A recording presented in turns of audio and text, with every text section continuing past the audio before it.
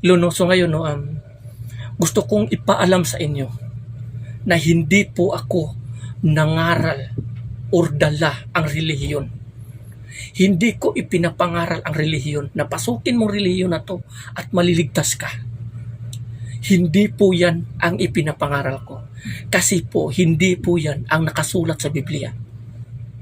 Ang sinabi doon sa Biblia, ang sabi doon, ipangaral ang salita ng Diyos, si Kristo. Dahil nga si Kristo ang salita ng Diyos na nagiging tao. Si Kristo ang siyang daan patungo sa Ama. Walang makakapunta sa Ama kundi sa pamamagitan niya. Marami kasing tao, may nagsasabing mga tao, kung ganun, saan kami papasok sa relihiyon? Depende niyo po yan. Depende niyo po yan. Ang gusto ko lang pong ipaalam na hindi ako nangangaral patungkol sa relihiyon. Ang ipinapangaral ko ay si Kristo.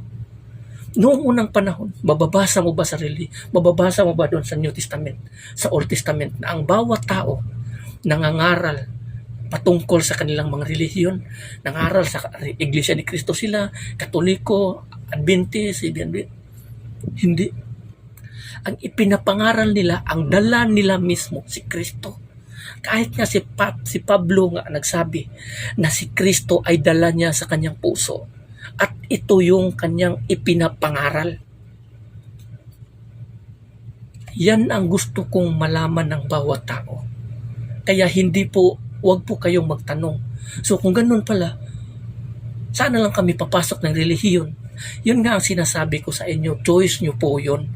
Pasukin nyo ang isang relihiyon kung saan ang Espiritu ng Panginoon gumagalaw. Hindi yung puno sa hypocrisy. Kasi nga ang religion, ang simbahan, or ang relihiyon, or mga ano ba yan, full of hypocrites, mga member. Dahil nga, isa sa pinupuntirya ni Satanas ay ang mga leader, ang simbahan mismo. Wawasakin ni Satanas ang leader hanggang mawasak niya ang buong templo, simbahan, relihiyon. Kaya nga sinasabi ko, hanapin mo kung saan ang Espiritu ng Panginoon gumagalaw. Saan mo mababasa yan ngayon? Ayon nga dito sa sinasabi ng ating Panginoon sa sulat ni Jeremiah, mahahanap ninyo ako kung hinahanap nyo ako ng buong puso nyo. So kung hahanapin natin siya ng buong puso, mahahanap natin siya. Sinabi rin dito sa kasulatan sa John ni Juan, ang Diyos Espiritu, at lahat ng sumasamba sa Kanya sasamba sa Espiritu at sa katotohanan. At sinabi din dito sa Matthew chapter 6, pumasok ka sa iyong kwarto, takpan mo ang iyong pintuan o mga bintana, at magdasal ka sa iyong Ama na nasa langit na di mo nakikita, at ang iyong Ama na tumitingin sa iyo na hindi mo nakikita ay siyang gaganti sa iyo. Yan ang klaro po na ipinapangaral ko, kung saan makikita mo na ang Espiritu mismo ng Diyos gumagalaw. Hindi ko sinasabing huwag na kayong pumasok sa mga religion na yan. Hindi ko sinasabi yan. Pumasok kayo, pero hanapin nyo po yung totoong religion. Kasi marami pong nagsilipana dyan ng mga relihiyon na binubuo ni Satanas upang linlangin. Alam nyo naman, naggagawin ni Satanas ang lahat upang linlangin ang tao. Bakit? Dahil alam niya na malapit na ang kanyang oras. Dahil malapit na ang kanyang oras na siya ay parusahan, hahatakin niya ang bawat tao. Isa sa pinupuntirya niya ay ang simbahan, ang mga religion. Kaya nga makikita mo dito, maraming mga nagpipreach, vlogger. Kung babasahin mo sa pinupost nila, babasahin mo o pakinggan mo kanilang mga pinapangaral, baliktad or conflict talaga sa nakasulat sa Biblia. Yan yung babantayan. Kaya nga sinabi ng ating Panginoon doon sa sulat ni Joshua, basahin mo ang kasulatan araw at gabi upang hindi ka malilinlang ni Satanas.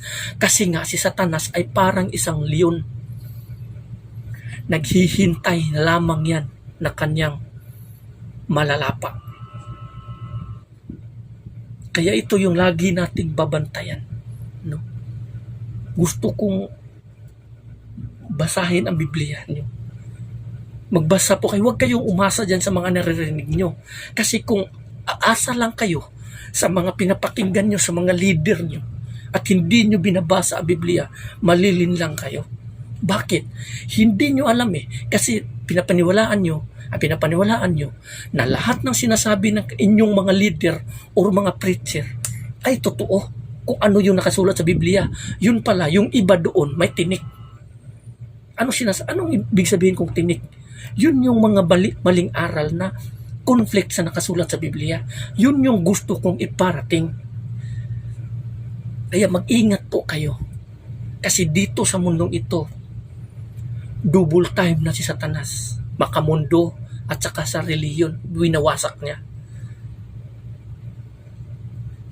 Ako, marami na akong napapakinggan. Sino yung mga false religion? No? Ito si Soriano, hangang-hanga ang bawat tao nito. Pero marami po siyang conflict na sinasabi dito na hindi tugma sa nakasulat sa Biblia. Maniwala kayo sa akin kung paniniwalaan nyo yan. Kung saan siya ngayon, baka pa didiritso kayo doon. Marami pong hindi tugma. Kaya nga, advantage kung intindihin mo ang nakasulat sa Biblia upang yung mga ipinapangaral ng ibang tao, mababasa mo sa Biblia, hindi man ito ang sinasabi dito. So, mababantayan mo na mali ang kanilang itinuturo. Basahin mo yan. Hindi mo maintindihan yan kung hindi ka hihingi ng gabay ng Espiritu ng Diyos. Ang sinabi ng ating Panginoon, humingi kayo at kayo ay bibigyan. Kung ang bawat tao hihingi ng kaalaman o kaalam o Espiritu ng Diyos, ayon sa sinabi ng ating Panginoon, bibigyan kayo upang kung ano man yung sinasabi dito sa kasulatan, maintindihan nyo. Ayan ang katotohanan. So mag-ingat po tayo kasi marami po. Hindi ko po sinasabi na huwag na kayong pumasok sa reliyon. Choice nyo po yan. Pasukin nyo kung saan nagsasabi ng katotohanan. Ako may pinasok ako kung saan nakikita ko na nagsasabi rin ng katotohanan. Binibis ko sa Biblia, okay rin.